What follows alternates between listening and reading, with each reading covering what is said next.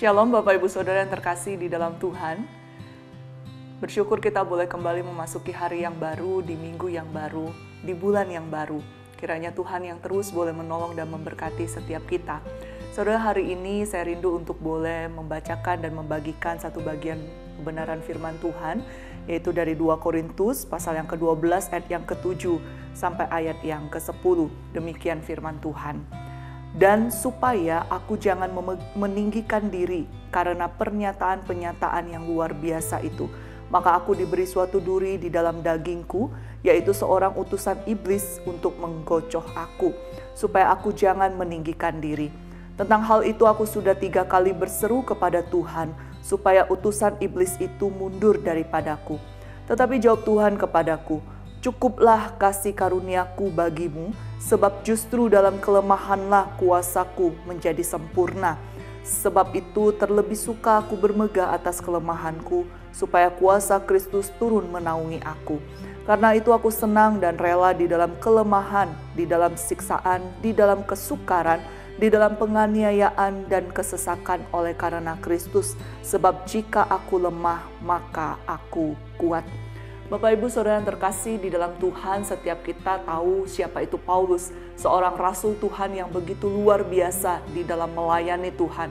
Bahkan dari sejak dia dipanggil oleh Tuhan, berjumpa dengan Kristus secara pribadi, dia mengalami perubahan yang radikal di dalam kehidupannya.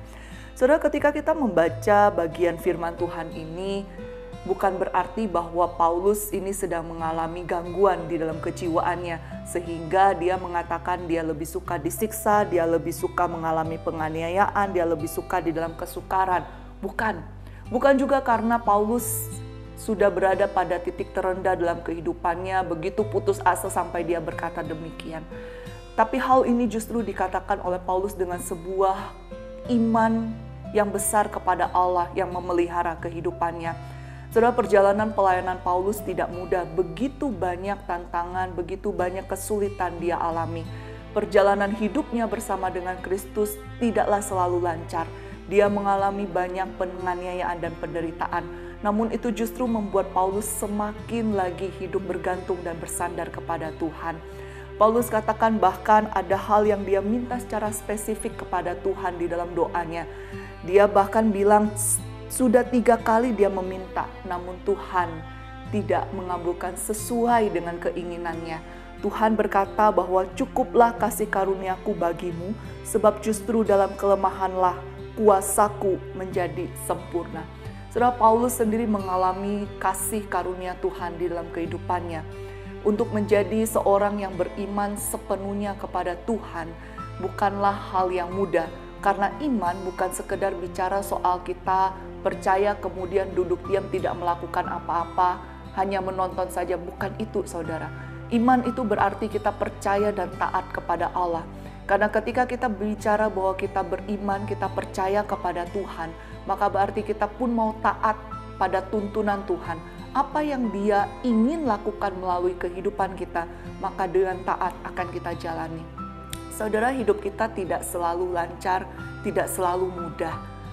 Penuh tantangan dan kesulitan, terlebih lagi di hari-hari belakangan ini dan mungkin juga di hari-hari ke depan, masa ini masih terus ada. Namun saudara, ingatlah bahwa kesulitan yang Tuhan izinkan kita alami, pergumulan yang Tuhan izinkan kita lalui, semuanya bukan untuk mengerjai kita, bukan saudara. Tapi itu semua untuk boleh membawa kita mengalami sebuah perjalanan iman bersama dengan Dia. Seperti kata Paulus, sebab jika aku lemah, maka aku kuat. Paulus tahu di dalam kelemahannya justru pandangannya terus terarah kepada Kristus dan membuat dia boleh hidup semakin kuat karena kasih karunia Tuhan. Saudara, mari kita boleh menjalani hari kita, minggu kita, bulan kita yang sudah Tuhan berikan kepada kita dengan selalu bergantung sepenuhnya kepada kasih karunia Tuhan.